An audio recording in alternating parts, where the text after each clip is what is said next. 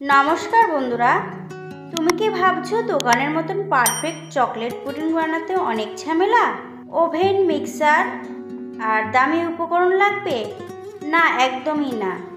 আজ আমি তোমাকে দেখাবো একেবারে রেস্টুরেন্ট স্টাইল চকলেট পুডিং, যেখানে লাগবে মাত্র 4টে জিনিস আর সময় লাগবে মাত্র কয়েক মিনিট। পুরো ভিডিওটা শেষ পর্যন্ত দেখো, কারণ শেষে একটা দারুণ টিপস আছে, যেটা জানলে তোমার পুডিং হবে এতটাই ক্রিমি আর মজাদার যে খেয়ে সবাই অবাক হয়ে যাবে। এটা তুমি বাড়িতে বানিয়েছো। তো হ্যালো এভরিওয়ান, কেমন আছো তোমরা সবাই? আশা করি তোমরা সকলেই খুব ভালো আছো and welcome to my channel. তো রেসিপিটি যদি ভালো লেগে থাকে তাহলে লাইক অ্যান্ড শেয়ার করে রাখবে, আর আমার চ্যানেলে নতুন এসে থাকলে চ্যানেলটিকে সাবস্ক্রাইব করে নেবে। তাহলে দেখে নেওয়া যাক আজকে আমার রেসিপি চকলেট পুডিং। তো রেসিপিটা বানানোর জন্য এখানে আমি একটা ফ্রাই প্যান নিয়ে নিয়েছি। এবার এই ফ্রাই প্যানে আমি 2 কাপ গরুর দুধ নিয়ে নিয়েছি, আর এই গরুর দুধটা কিন্তু আমি আগে থেকে জাল দিয়ে নিয়েছি। জাল দিয়ে এই দুধটা কিন্তু ঠান্ডা করে নিয়েছি। এবার আমি দিয়ে দেব 1/3 কাপ কর্নফ্লোর, আর আমি এখানে ব্যবহার করব 1/4 কাপ কোকো পাউডার।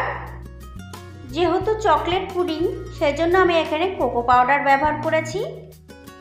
আর দিয়ে দেব 1/3 কাপ চিনি।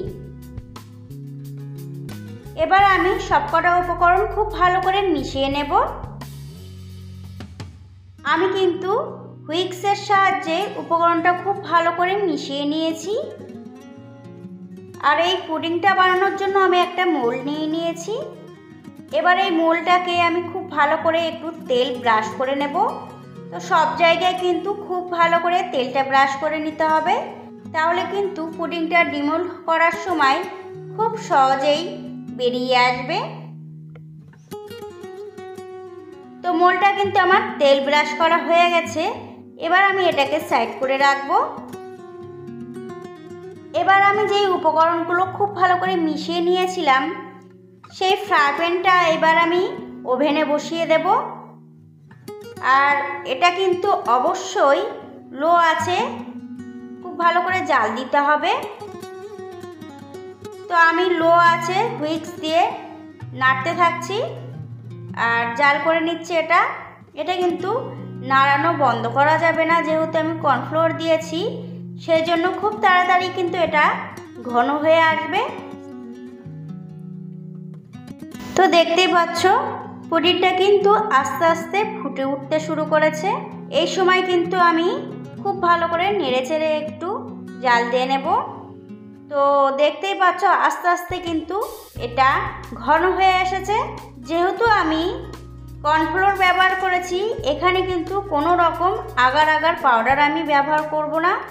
অনেকেই কিন্তু আগার আগার পাউডার দিয়ে পুডিং খেতে একদমই পছন্দ করে না, সেই জন্য তোমরা কিন্তু কর্নফ্লোর দিয়ে একবার এই পুডিংটা বানিয়ে নিতে পারো, দেখবে খেতে কিন্তু খুবই ভালো লাগবে। তো মিশ্রণটা কিন্তু আমার একদম রেডি হয়ে গেছে। এবার আমি গ্যাসের ফ্লেমটাকে অফ করে দেব। অফ করে দেওয়ার পরে এই মোল্ডটার মধ্যে আমি নামিয়ে নেব।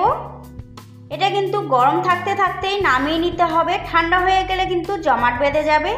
সেই জন্য অবশ্যই মনে রাখতে হবে যখনই মোল্ডের মধ্যে ঢালবে তখন কিন্তু গরম গরমই ঢালতে হবে। তো দেখতেই পাচ্ছ আমি কিন্তু পুরোটাই মোল্ডের মধ্যে ঢেলে নিয়েছি। এবার আমি স্প্যাচুলা দিয়ে একটুখানি সমান করে নিচ্ছি। সমান করে নেওয়া হয়ে গেলে আমি এটাকে এই অবস্থায় রেখে দেব। যতক্ষণ না ঠান্ডা হয়ে আসছে ততক্ষণ কিন্তু আমি এইভাবেই রেখে দেব। ঠান্ডা হয়ে গেলে আমি 30 মিনিটের জন্য ফ্রিজে রেখে দেব। যেহেতু ডেজার্ট আমরা সবসময় ঠান্ডা খেতেই পছন্দ করি, সেই জন্য আমি 30 মিনিটের জন্য ফ্রিজে রেখে দেব। 30 মিনিট পর আমি পুডিংটাকে ফ্রিজ থেকে বার করে নিয়ে এসেছি। এবার আমি পুডিংটা ডিমোল্ড করে নেব। সেই জন্য আমি পুডিংয়ের মোল্ডের উপরে একটা প্লেট চাপা দিয়ে দিয়েছি। এবার মোল্ডটা উল্টে দিলে কিন্তু পুডিংটা বেরিয়ে আসবে। দেখতেই পাচ্ছ কতটা সুন্দর লাগছে পুডিংটা দেখতে, খেতেও কিন্তু দুর্দান্ত লাগবে। এবার আমি এই পুডিংটাকে একটু গার্নিশ করে নেব। সেই জন্য আমি একটা ছাঁকনির মধ্যে কোকো পাউডার নিয়ে নিয়েছি। এবার এই কোকো পাউডারটা চেলে নেব পুডিংয়ের উপরে। এতে করে কিন্তু পুডিংটা আরও বেশি সুন্দর লাগবে। এবার আমি পুডিংটা একটু কেটেও দেখিয়ে দিচ্ছি কতটা সফট আর নরম তুলতুলে হয়েছে। খেতেও কিন্তু দুর্দান্ত হয়েছিল। বাচ্চা থেকে বড় সবাই কিন্তু এই পুডিংটা খুবই পছন্দ করবে। আর এই প্রচণ্ড গরমে এরকম ঠান্ডা ঠান্ডা ডেজার্ট থাকলে তো আর কোনো কথাই নেই। একবার যদি তুমি বানিয়ে সবাইকে সার্ভ করো তাহলে কিন্তু সবার কাছ থেকে রিকোয়েস্ট আসবে আরেকবার বানানোর জন্য।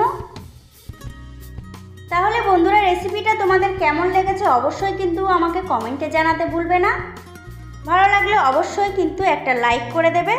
তাহলে আজকের মতন এই পর্যন্ত। দেখা হচ্ছে অন্য কোনো রেসিপি নিয়ে। ততক্ষণে সবাই ভালো থাকবে, সুস্থ থাকবে।